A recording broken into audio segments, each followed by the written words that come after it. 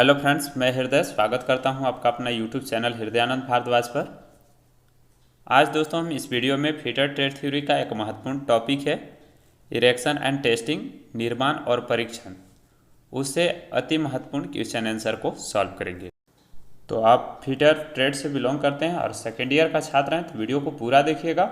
उम्मीद करता हूँ कि आपको होने वाले CBT एग्ज़ाम के लिए यह वीडियो बहुत ही हेल्पफुल रहेगी। तो आइए अब बिना देर किए वीडियो को शुरू कर ही लेते हैं। और जानकारी के लिए बता दूं, अगर आप मेरे चैनल को अभी तक सब्सक्राइब नहीं किया है तो प्लीज़ चैनल को सब्सक्राइब कर लीजिए, क्योंकि हमारे चैनल पर ITI से रिलेटेड हर अपडेट आपको दी जाती है। तो आइए फाइनली देख ही लेते हैं। तो प्रीवियस वीडियो की तरह केवल राइट ऑप्शन को देखेंगे हम, और बीच में इंपॉर्टेंट पॉइंट होगी उसको मैं बताते चलूँगा। तो आइए देख लेते हैं। क्वेश्चन नंबर 1 में पूछा गया है हाइड्रोलिक क्रेन का मुख्य उद्देश्य क्या है। ठीक है, हाइड्रोलिक क्रेन जो होती है उसका मुख्य उद्देश्य क्या होता है। तो इसके 4 ऑप्शन दिए हुए हैं और बेहद आसान क्वेश्चन है। तो यहाँ पर राइट ऑप्शन जो जाएगा पहला का, वो सी के साथ चला जाएगा। क्रेन का जो मुख्य उद्देश्य होता है भारी भार को उठाने या संचालन करने के लिए इसका उपयोग किया जाता है। तो करेक्ट आंसर सी को हम चूज करेंगे। कई लोग ए में भी चूज कर देंगे। आपको सारे ऑप्शन को ध्यान में रखते हुए इसका राइट ऑप्शन को चूज करना है। ठीक है, तो करेक्ट आंसर पहला का सी के साथ चला जाएगा। और जैसा कि चित्र में देख पा रहे हैं, यह हाइड्रोलिक क्रेन इस प्रकार से होता है। आप सभी लोग इससे परिचित होंगे, इसके बारे में ज़्यादा बताने की ज़रूरत नहीं है। तो पहला का राइट ऑप्शन जो है सी के साथ चला गया, इसे आप ध्यान में रखिएगा। ठीक है, आइए नेक्स्ट क्वेश्चन नंबर अब 2 देख लेते हैं। क्वेश्चन नंबर 2 में पूछा गया है उन दोनों के बीच रस्सी से पिरोए गए 2 या 2 से अधिक पुली की प्रणाली कौन सी है। यानी कि आपसे पूछा गया है कि जो रस्सी पिरोए जाते हैं 2 या 2 से अधिक पुलिस में, वह प्रणाली कौन सी होती है। तो और जब दूसरा का राइट ऑप्शन को चूज कीजिएगा तो इसका करेक्ट आंसर जो है उस प्रणाली को हम पुली ब्लॉक के नाम से जानते हैं। तो करेक्ट आंसर बी के साथ चला जाएगा। दूसरा का करेक्ट आंसर बी को हम चूज करेंगे। पुली ब्लॉक जो होती है इस प्रकार से होती है जैसा कि आप स्क्रीन पर देख पा रहे हैं, और इसमें 2 या 2 से अधिक फुफ्फुसों को एक ऐसी प्रणाली होती है जिनके बीच रस्सी को फिरोई जाती है, यानी कि उसमें बझाया जाता है, फंसाया जाता है। ठीक है, तो आप लोग इसके बारे में भली भांति इसके बारे में भी परिचित होंगे। तो दूसरा का राइट ऑप्शन जो है बी के साथ चला जाएगा। तो आइए नेक्स्ट क्वेश्चन नंबर अब 3 देख लेते हैं। क्वेश्चन नंबर 3 में पूछा गया फाउंडेशन बोल्ट का नाम क्या है। ठीक है, तो बेहद महत्वपूर्ण क्वेश्चन है। क्वेश्चन नंबर 3 यहाँ पर एक फिगर दिया हुआ है और इस फाउंडेशन बोल्ट का क्या नाम है आपसे पूछा गया है। ठीक है, तो इसके 4 ऑप्शन दिए हुए हैं। जब 4 ऑप्शन में से इसका राइट ऑप्शन को चूज कीजिएगा तो करेक्ट आंसर जो है इसका डी के साथ चला जाएगा। ठीक है, तो इसे आप ध्यान में रखिएगा। तो क्वेश्चन नंबर 3 बेहद महत्वपूर्ण था। आइए हम नेक्स्ट देख लेते हैं क्वेश्चन नंबर 4। क्वेश्चन नंबर 4 में पूछा गया है किस प्रकार के रस्सी के तार एक ही दिशा में मुड़ते हैं।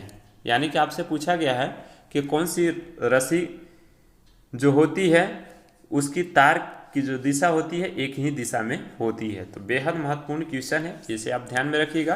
तो करेक्ट आंसर जो है चौथा का ए के साथ चला जाएगा, लैंगले रस्सी।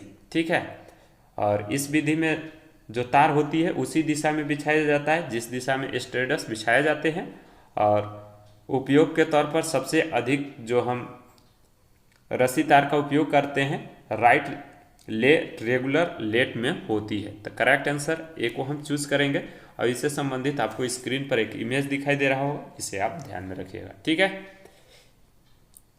तो ये दोनों टाइप जो है बेहद महत्वपूर्ण है, इसे आप ध्यान में रखिएगा। आइए हम नेक्स्ट देख लेते हैं क्वेश्चन नंबर 5। क्वेश्चन नंबर 5 में पूछा गया है त्रिकोणीय फ्रेम बेस का उद्देश्य डेरिक लिफ्टिंग उपकरण के फ्रेम जमीन पर आराम करना क्या है। यानी कि त्रिकोणीय फ्रेम बेस का मुख्य उद्देश्य क्या होता है, ये आपसे पूछा गया है। तो इसके 4 ऑप्शन दिए हुए हैं। 4 ऑप्शन को ध्यान में रखते हुए जब राइट ऑप्शन को चूज कीजिएगा तो 2 ऑप्शन ऊपर में है और 2 यहाँ पर जैसा कि देख पा रहे हैं नीचे में है। तो इसका जब राइट ऑप्शन को चूज कीजिएगा तो करेक्ट आंसर है जो है इसका डी के साथ चला जाएगा। बेस को लोड के नीचे आने से रोकना मुख्य उद्देश्य होती है। तो करेक्ट आंसर जो है पांचवा का डी के साथ चला जाएगा, इसे आप ध्यान में रखिएगा। अब आइए नेक्स्ट देख लेते हैं क्वेश्चन नंबर 6। क्वेश्चन नंबर 6 में पूछा गया है मशीन के लिए फाउंडेशन बोल्ट क्यों आवश्यक है। यानी कि आपसे पूछा गया है मशीन में जो फाउंडेशन बोल्ट का उपयोग करते हैं उसको किस लिए करते हैं। तो इसके भी 4 ऑप्शन दिए हुए हैं। जब इसका राइट ऑप्शन को चूज कीजिएगा तो छठा का राइट ऑप्शन बी के साथ चला जाएगा। मशीन को मजबूती से पकड़ने के लिए इसका उपयोग किया जाता है। तो करेक्ट आंसर हम बी को चूज करेंगे। फाउंडेशन बोल्ट को हम मशीन को मजबूती से पकड़ने के लिए उपयोग करते हैं, इसलिए करेक्ट आंसर जो है छठा का बी के साथ चला जाएगा, इसे आप ध्यान में रखिएगा। आइए नेक्स्ट देख लेते हैं क्वेश्चन नंबर 7। क्वेश्चन नंबर 7 में पूछा गया है what is the material of ceiling hook. यानी कि सीलिंग हुक का सामग्री क्या है। यहाँ पर हक हो गया है, यहाँ हुक होगा। सीलिंग हुक जो होती है उसमें किस प्रकार का मटेरियल का उपयोग किया जाता है, ये आपसे पूछा गया है।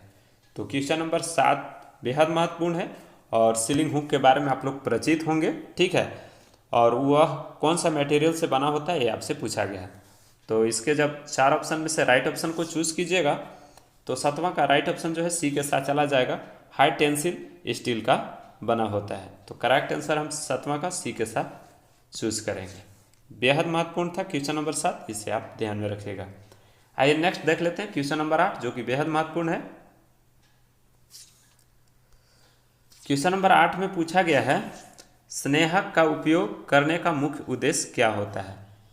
बेहद आसान क्वेश्चन है और यह कई बार रिपीटेड भी क्वेश्चन है। तो स्नेहक का उपयोग हम किस उद्देश्य से करते हैं ये आपको बताना है। तो इसके भी 4 ऑप्शन दिए हुए हैं।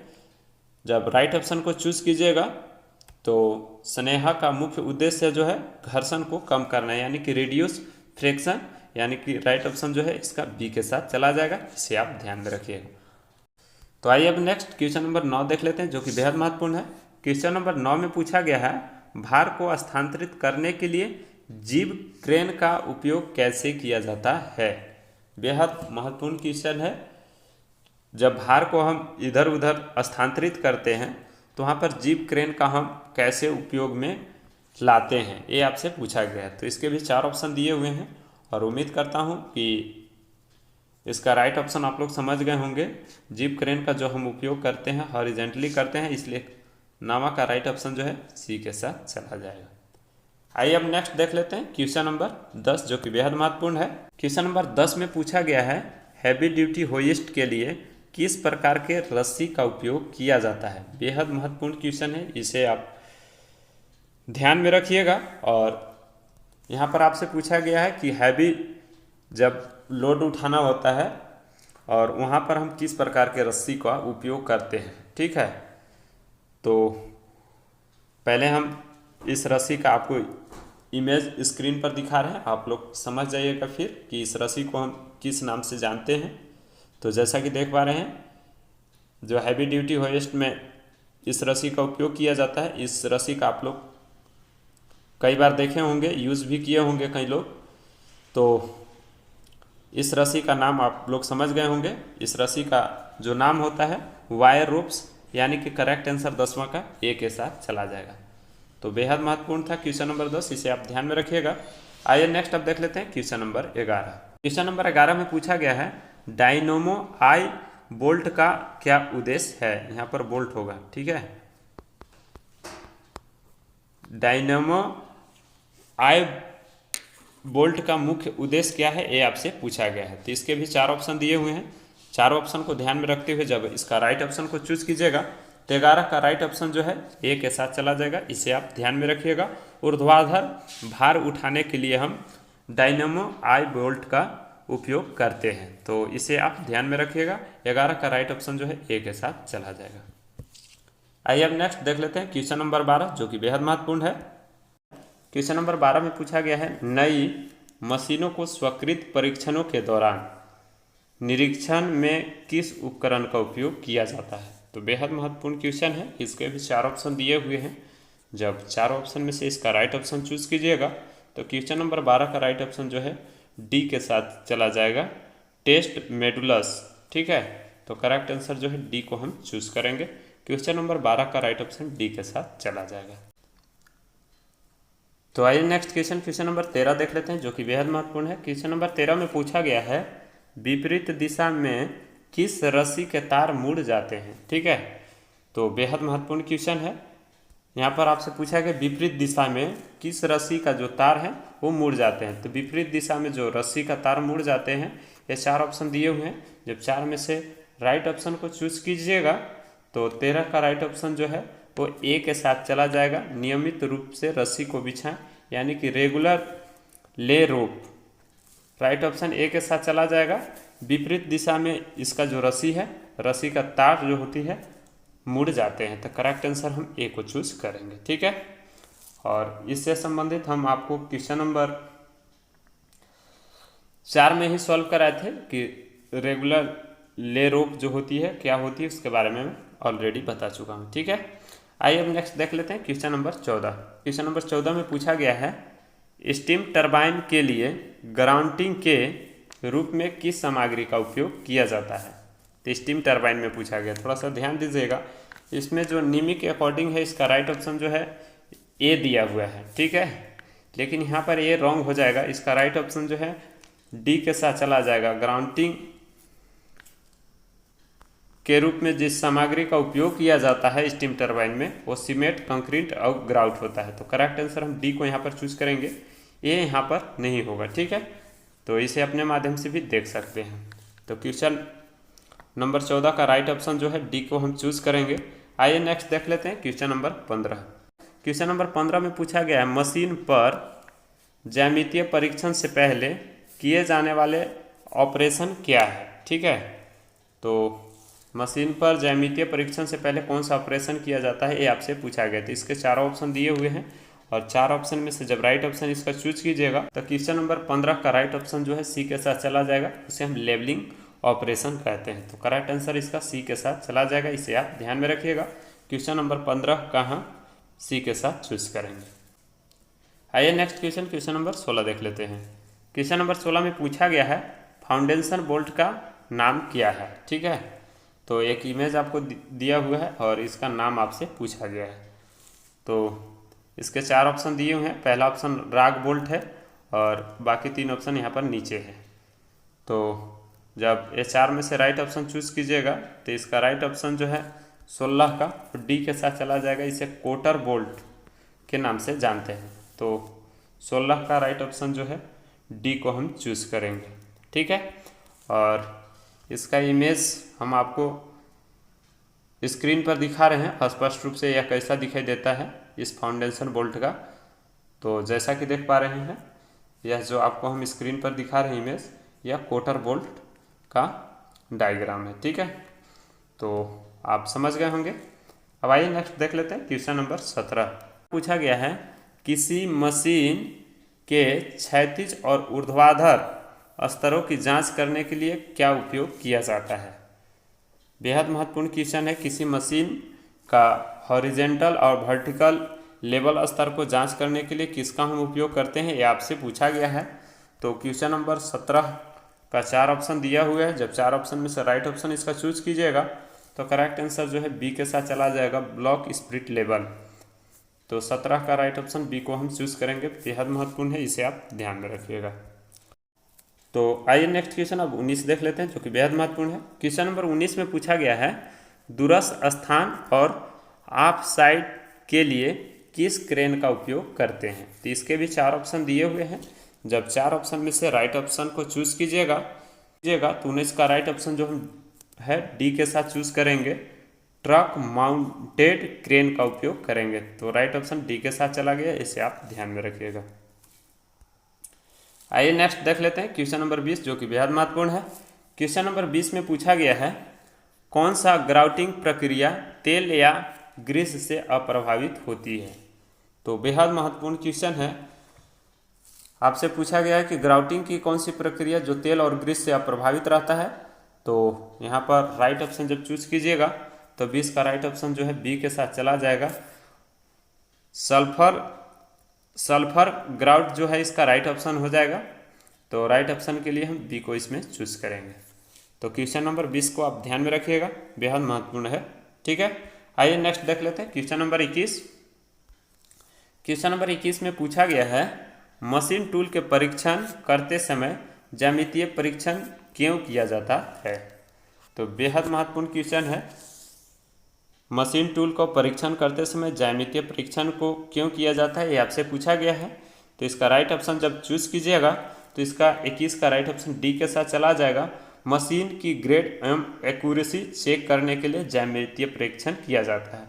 तो 21 का राइट ऑप्शन जो है डी को हम चूज करेंगे। बेहद महत्वपूर्ण है, इसे आप ध्यान में रखिएगा। ठीक है, आइए नेक्स्ट और इस टॉपिक का आखिरी क्वेश्चन, क्वेश्चन नंबर 22 देख लेते हैं। क्वेश्चन नंबर 22 में पूछा गया है स्पिरिट लेवल कर्ड में ग्लास ट्यूब में किस प्रकार का तरल भरा होता है। तो बेहद महत्वपूर्ण है ये भी क्वेश्चन, और इसके भी 4 ऑप्शन दिए हुए हैं। पहला पेट्रोल, दूसरा बेंजीन, तीसरा जो है डिस्टिल जल, और चौथा जो है इंडस्ट्रियल एल्कोहल। तो क्वेश्चन नंबर 22 का जब राइट ऑप्शन चूज कीजिएगा तो स्पिरिट लेवल कर्ड में जो ग्लास ट्यूब में जो तरल भरा होता है वो इंडस्ट्रियल अल्कोहल भरा होता है। तो करेक्ट आंसर जो है डी को हम चूज करेंगे। तो इससे संबंधित एक महत्वपूर्ण हम आपको स्क्रीन पर इमेज दिखा रहे हैं, और इसमें जो भरा हुआ है वो इंडस्ट्रियल एल्कोहल भरा हुआ है, जैसा कि आप देख पा रहे हैं। तो क्वेश्चन नंबर 22 का राइट ऑप्शन जो है डी के साथ हम चूज करेंगे। तो इसका राइट ऑप्शन जो है डी के साथ चला गया। तो ये आज का महत्वपूर्ण टॉपिक था, और उम्मीद करता हूँ कि सारे क्वेश्चन को आप बेहतरीन तरीक़ा से समझ गए होंगे। और इसका PDF है हम अपने टेलीग्राम पर दे देते हैं, आप ज़रूर इस PDF को भी डाउनलोड करके अपनी नोट्स में लिखें और नोट्स बनाएं। इसके अलावा कोई डाउट होता है तो आप ज़रूर कमेंट बॉक्स में लिखें, मैं आपका रिप्लाई करने का प्रयास करूँगा। और चैनल को सब्सक्राइब नहीं किए हैं तो प्लीज़ ज़रूर कर लीजिए, क्योंकि इसी तरह का आपको अपडेट हमारे चैनल पर मिलेगा। तो मिलते हैं फिर नेक्स्ट वीडियो में नई जानकारी के साथ, तब तक के लिए अपना ख्याल रखिए। जय हिंद।